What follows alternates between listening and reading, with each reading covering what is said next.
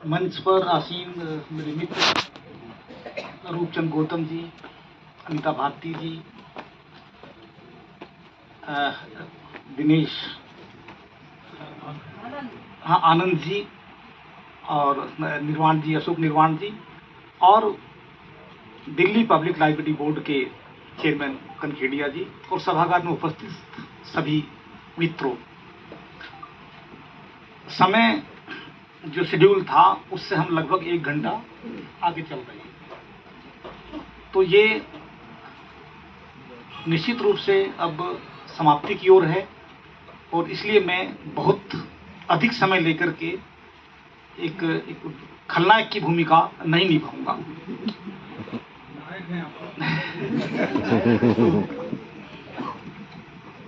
सत्यप्रेमी जी का जिक्र आया, सत्यनारायण जेठिया जी ने किया,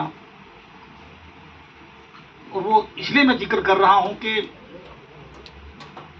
जेठिया जी से 1995 से लगभग मेरा परिचय है, सत्यप्रेमी जी के माध्यम से, कि वो उज्जैन के थे, आप उज्जैन के।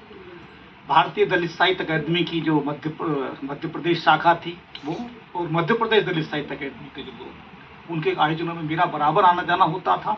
जेठिया जी वहाँ बराबर आयोजनों में उनके में आते थे, और उन्हीं के द्वारा कई बार जब आप मंत्री थे तो आपके कोठी पे भी जाना हुआ, कई बार मुलाकात हुई। लेकिन आपसे अधिकांश मुलाकातें हमारी हुई संसदीय राजभाषा समिति के जब आप सदस्य थे और उस समिति के आप उपाध्यक्ष थे, जो कि एक कैबिनेट मंत्री का पद होता है तब भी, और विभिन्न कार्यालयों के विभिन्न शहरों में, तो बहुत सारी चीजें। तो तब मैंने देखा कि वो केवल सांसद नहीं है, केवल नेता नहीं है, उनके अंदर एक मनुष्य है।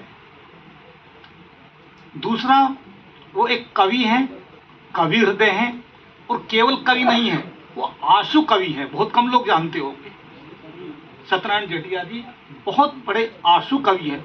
वो तुरंत कविता रस देते हैं, और उसमें जैसे होता है ना कि हम एक सेंस ऑफ ह्यूमर, वो हमने उसकी वानगी देखी को हम सबको एकदम से रोमांचित कर देते हैं।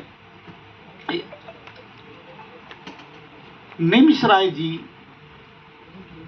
के लेखन की यात्रा को बहुत पुरानी है, बहुत हमसे वो बहुत बड़े हैं, लेकिन 1978 से मैं उनको बराबर देख रहा हूं। मेरा उनसे परिचय 1978 से है, और उनका जो अब तक की यात्रा साहित्य के क्षेत्र में, पत्रकारिता के क्षेत्र में, लेखन में जो उन्होंने अपनी एक जगह बनाई, जो तो उस सब के लिए, और मैं कहना चाहता हूं कि इस सब का श्रेय निमिष राय जी को एक बड़ा लेखक बनने में जो श्रेय जाता है, सबसे ज्यादा वो निमिष राय जी की पत्नी और परिवार को जाता है।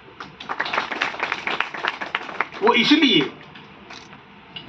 कि मैंने देखा शुरू से ही निमिष राय जी हफ्ता 10 दिन 15 दिन घर से बाहर, कभी मुंबई जा रहे हैं, कभी महाराष्ट्र जा रहे हैं, कभी कहीं जा रहे हैं, कभी कहीं जा रहे हैं। अभी भी वो जा रहे हैं, कभी आसाम जा रहे हैं, कभी उसके बाद में कहीं पूर्वोत्तर के दूसरे राज्य में जा रहे हैं, कभी दूसरे राज्य में कहीं कहीं जा रहे हैं। तो उनको इतनी छूट, इतनी स्वतंत्रता, इतनी स्पेस इसलिए मिल पाया क्योंकि उस परिवार की जिम्मेदारियों की पत्नी ने निभाई, उनके परिवार ने जिम्मेदारियां निभाई। बहुत कम लोगों के साथ ऐसा होता है, तो उनको मैं श्रेय देना चाहता हूं। जहां तक इस पुस्तक का सवाल है, इससे पहले मोहनदास निमिष राय जी की एक किताब दलित साहित्य का इतिहास, हिंदी दलित साहित्य नाम से आई थी। वो दलित साहित्य का इतिहास ही था, वो छोटा था, उसका नाम हिंदी दलित साहित्य था, और वो साहित्य अकादमी ने प्रकाशित की थी। उस आयोजन में भी हम लोग थे, साहित्य अकादमी में। ये इस किताब को जब मैं देखता हूं दोनों खंड का, तो उसका विस्तार मुझे दिखाई देती है। विस्तार इस रूप में है कि उस पुस्तक में हिंदी दलित साहित्य की उन्होंने अवधारणा, उसकी पृष्ठभूमि, परंपरा, उस सब पर लिखा, और उसमें कुछ प्रमुख रचनाएं उनके उदाहरण के साथ दिया। इसमें उस सब के अलावा जो नई चीज आई है वो लेखकों की रचनाएं दी है। और मैं अनिता जी से बिल्कुल सहमत हूं कि यदि इस पुस्तक का नाम दलित साहित्य के इतिहास के बजाय दलित साहित्य संचयन हो तो ज्यादा सार्थक होगा, क्योंकि इसमें संचयन ज्यादा है। साहित्य केवल संग्रह नहीं होता। साहित्य में हम केवल अपने अतीत में जब जा रहे होते हैं तो अतीत में केवल तारीखें नहीं होती, केवल कुछ प्रमुख व्यक्तियों के नाम नहीं होते, केवल प्रमुख घटनाएं नहीं होती। उसके साथ वहां की भौगोलिकता, वहां के सामाजिक, सांस्कृतिक, राजनीतिक परिवेश, परिस्थितियां, उथल पुथल, वो सब होता है। तो जब हम साहित्य का इतिहास लिखते हैं तो उसमें हो रहा, हालांकि इसमें आया है जो पहले खंड में जो पहले 2-3 अध्याय हैं उसमें उन्होंने दलित साहित्य की का जो स्थापना है उसकी परंपरा, साहित्य की परंपरा को लिया, उसके बाद में उसकी पृष्ठभूमि को लिया, मराठी का दलित साहित्य का जो आंदोलन था उसको लिया, और उसमें उन्होंने नामदेव ढसाल को, राजा ढाले को उनकी टिप्पणियां उदाहरण के रूप में दी हैं। शरण कुमार लिम्बाले जी का जिक्र भी इस दौरान में किया है, और उसके जरिए उन्होंने अपने एक अवधारणा को पुष्ट करने की कोशिश की है।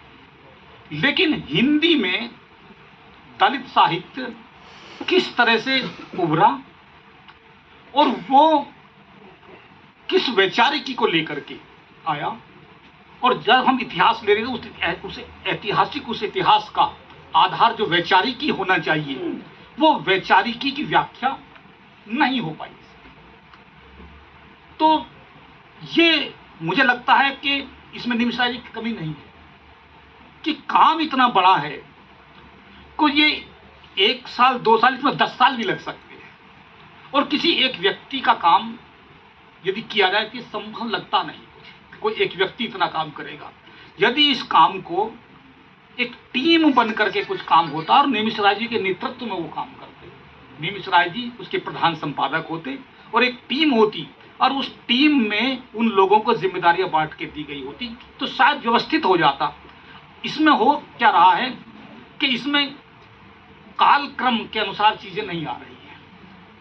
कोई चीज एक अभी के युवा लेखक की रचना आ रही है, फिर एक अब से 30 साल पुरानी फिर रचना आ रही है, तो इसमें कहीं से परंपरा बनती दिखाई नहीं दे रही, कोई अवधारणा जो विकसित होती थी वो दिखाई नहीं दे रही। इतिहास हम साहित्य का लिखते हैं तो उसमें कुछ प्रवृत्तियां दिखाई देती है, तो वो प्रवृत्तियां कैसे परिवर्तित हो रही हैं, कैसे विकसित हो रही हैं, ये इसमें स्पष्ट नहीं होता। यदि तो इसलिए जहां शुरुआत हम कर रहे हैं उसकी परंपरा में, चाहे ऋग्वेद को ले रहे हैं, आर्य अनार्य युद्ध को ले रहे हैं और बहुत सारी चीजों को ले रहे हैं, और वहां से आने के बाद में फिर हम वहां जब राजा ढाले जो जिक्र करते हैं कि जो हमारा तिरंगा झंडा है और एक तरफ वो कपड़े का है और एक तरफ स्त्री है, उसकी साड़ी है वो कपड़े की है, और वो स्त्री निर्वस्त्र की जाती है, तो उस तिरंगे झंडे का सम्मान कितना, उसकी अहमियत कितनी। और वो वहां पर राजा ढाले सवाल कर रहे हैं कि क्या एक स्त्री को निर्वस्त्र करते समय क्या राष्ट्र शर्मसार नहीं होता, क्या मनुष्यता शर्मसार नहीं होती, और यदि राष्ट्र शर्मसार होता है तो क्या राष्ट्र का प्रतीक वो ध्वज क्या वो झुकना नहीं चाहिए, वो कैसे फहरता है एक स्त्री का निर्वस्त्र होने पर। ये राजा ढाले का ये था। तो मैं कह रहा हूं कि जिस तरह कैसे वैचारिकी बनती है, कैसे अवधारणाएं विकसित होती हैं, और फिर इसमें उनका जिक्र भी किया उन्होंने, लिम्बाले के माध्यम से भी जिक्र किया और दूसरे हमारे हिंदी पट्टी के लेखकों के माध्यम से भी जिक्र किया कि हिंदी का दलित लेखन वो मराठी की कलम है या वो उसकी अपना कोई आधार नहीं है। कुछ लोग जैसे पहले कहते थे कि भाई वो मराठी का दलित साहित्य है तो वो संघर्ष की उपज है, और हिंदी का दलित लेखन है वो आरक्षण की उपज है। ऐसा लोग कहते रहे। लेकिन अब ये जब दलित साहित्य का इतिहास हम देख रहे हैं तो ये इतिहास ऐसा नहीं है कि किताब है आज लिखी और 2, 4, 10 साल 20 साल के बाद खत्म हो जाएगी। ये लंबे समय तक की किताब है, लंबे समय तक ये पढ़ी जानी है। और जब पढ़ी जाएगी तो उसको जो शोधार्थी या विद्यार्थी, आलोचक, साहित्यकार जो भी पढ़ेंगे उसको, तो वो किस रूप में किस तरह से पढ़ेंगे। दलित साहित्य के हम उसकी वैचारिकी क्या है, उसकी फिलॉसफी क्या है, उसकी अवधारणा क्या है, जब तक वो पुष्ट नहीं होगी तो फिर रचनाओं का जो संग्रह हो रहा है तो रचनाओं का संग्रह उनके साथ न्याय नहीं कर पा रहा।